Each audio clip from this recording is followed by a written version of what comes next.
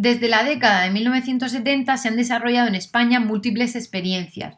Fruto de las mismas fue el origen del currículum de la LOCSE, donde se creó un área específica, como ya vimos en el tema anterior, las ciencias sociales.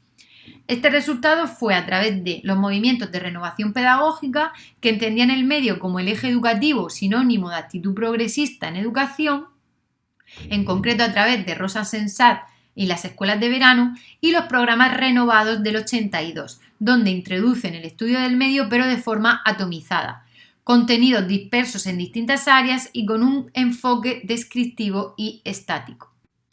Con la LOCSE se instauró el estudio del medio como vertebrador de conocimientos y centro de acción educativa de un área específica, conocimiento del medio natural, social y cultural. La inclusión de esta área de conocimiento supuso, al menos en teoría, conjugar la enseñanza de los contenidos de ciencias sociales junto a contenidos de ciencias naturales afines. Se intenta dar sentido a todo lo que rodea al niño sin parcelación disciplinar, pues esta parcelación no existe en la visión del alumnado.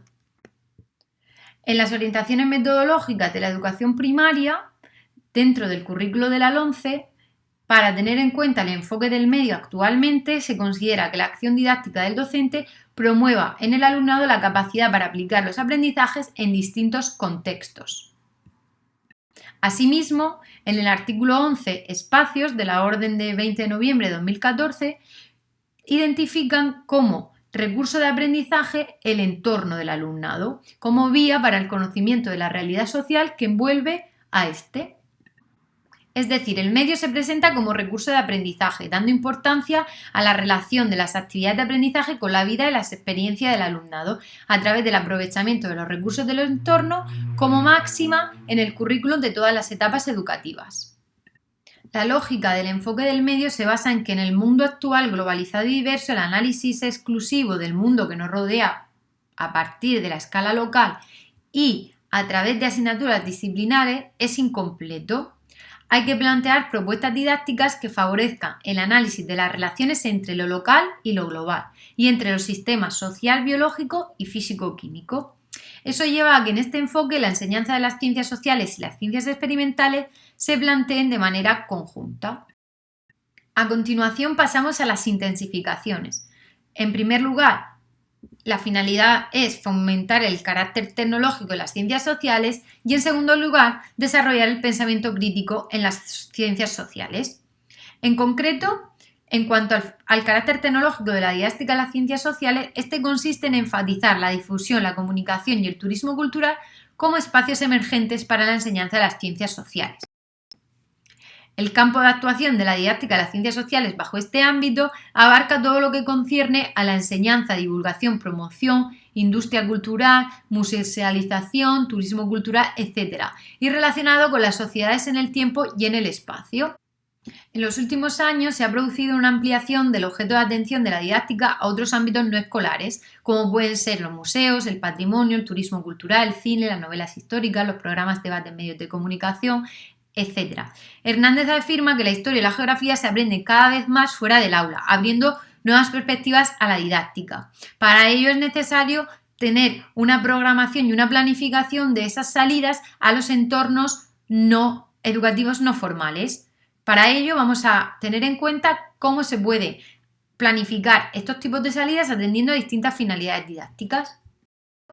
Para desarrollar estas salidas de campo en el aula, vamos a atender a la concepción que establece Vilarrasa. Esta autora determina que en función de la finalidad didáctica que se pretende en cada salida, esta estará ubicada en un momento de la secuencia de enseñanza o en otro, dividiendo tres tipos de actividades diferentes. Por un lado, la salida vivencial, cuya finalidad es ampliar vivencias del alumnado; la salida de experimentación, que es la que normalmente se realiza, es la salida de campo general, la que normalmente se concibe, que es basada en el trabajo experimental; la salida de participación, que tiene como finalidad formular y expresar conclusiones. A continuación vamos a ver unos mapas conceptuales donde vamos a diferenciar cada una de estas salidas.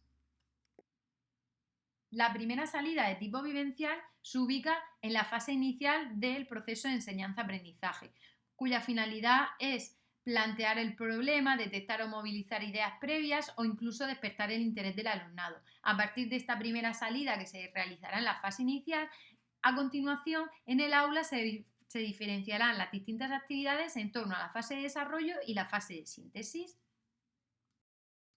En la salida de experimentación, la salida se ubica como trabajo de campo en la fase de desarrollo y su finalidad es recoger datos, recoger información para identificar, cartografiar, medir, dibujar, fotografiar.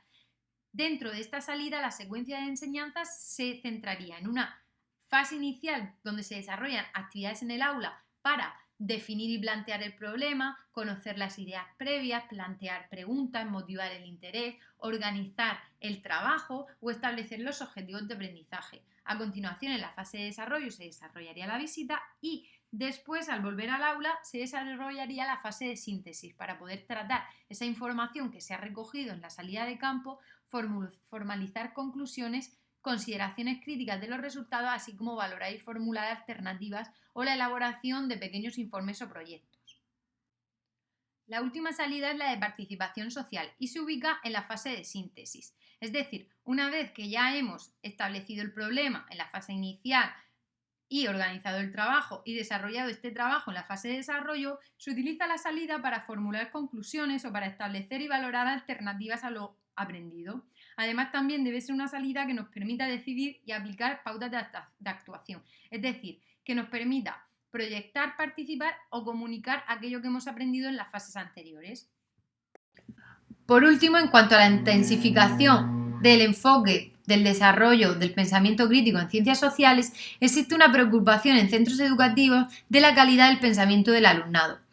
El término más usado es el del pensamiento crítico, evaluativo, aunque también se debe fomentar el pensamiento crítico más generativo. Ambos se complementan, pero su diferencia es de grado y énfasis. El crítico forma parte de las capacidades intelectuales superiores que se deben fortalecer en los estudiantes, como son el análisis, la síntesis, la conceptualización, el manejo de información, etc. En los años 50 en Estados Unidos se produjo un interés por formar a los estudiantes para ser ciudadanos críticos. Se pone en cuestión la confusión que subyace en los currículos tradicionales entre espíritu crítico y adquisición de conocimientos. Es indispensable el conocimiento para desarrollar el pensamiento, pero no se asegura la competencia para pensar de forma crítica. El alumnado no usa este tipo de pensamiento y las aptitudes que se desarrollen en clase de historia siempre deben transferirse a otras esferas de la vida. Por tanto, es necesario destacar este distanciamiento real entre educación y realidad laboral, que cuestiona la validez de los proyectos educativos del siglo XXI. Incluyen habilidades para organizar, procesar y evaluar la información, cada vez más abundante.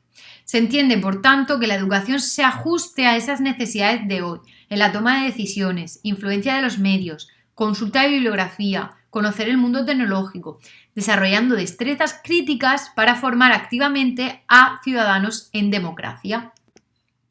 Entre los modelos orientados a desarrollar estrategias de pensamiento crítico, destaca el de infusión de procesos y habilidades dentro de los contenidos de aprendizaje, que se basa en los puntos siguientes.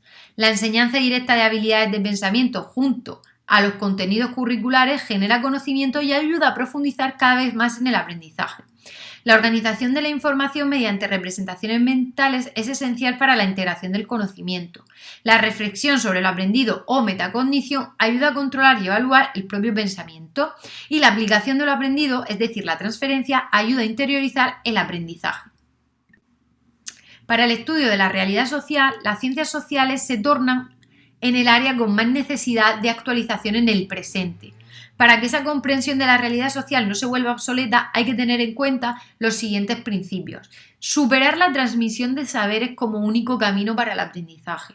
Desarrollar procesos de interacción social basados en la cooperación y el diálogo, que permitan aquella discusión entre lo que se enseña y lo que se aprende. Partir de las preocupaciones de los sujetos, es decir, de las preocupaciones y de los intereses del alumnado, de manera que el aprendizaje pueda ser significativo. También se debe dar fomento a la crítica y a la hermenéutica. ¿Qué quiere decir? Dar sentido a esas cuestiones y a esas críticas como caminos propios de construcción de los conocimientos de las ciencias sociales, situando al alumno como protagonista y constructor del aprendizaje. reconociendo a su vez la complejidad de los fenómenos que se enfrenta, siendo una disciplina controvertida, y la necesidad de abordar esta ciencia desde una manera interdisciplinar. En definitiva, la clave es lo que el sociólogo Alvin Toffler lleva desde el siglo XX demandando, y es preparar a los alumnos para el mañana, no para el ayer. Alvin Toffler considera que los analfabetos del siglo XXI no serán aquellos que no saben leer o escribir, sino los que no pueden aprender, desaprender y reaprender. Y por tanto tenemos que centrarnos en el aprendizaje a partir de la vida real, a partir de las disciplinas científicas que se aprenden en la vida real y que se pueden aplicar en la vida del alumnado. Por ello, llega a una reflexión y sostiene lo siguiente. ¿Por qué no sumar a las aulas a quienes sin ser maestros pueden ofrecerles otras perspectivas de aprendizaje a los chicos? ¿Por qué no sentarlos durante media hora, una hora o lo que fuere con un piloto de avión o con un cocinero, un empleado de oficina o un empresario? Que se genere una ida y vuelta. ¿Qué haces? ¿Cómo es tu vida diaria? Y más relevante aún, ¿cómo introducir a los estudiantes al mundo actual, a la vanguardia de la tecnología de la información, cuando los maestros conocen tanto menos de ella que los alumnos? Esto es todo y muchísimas gracias por su atención. Nos vemos en el siguiente vídeo.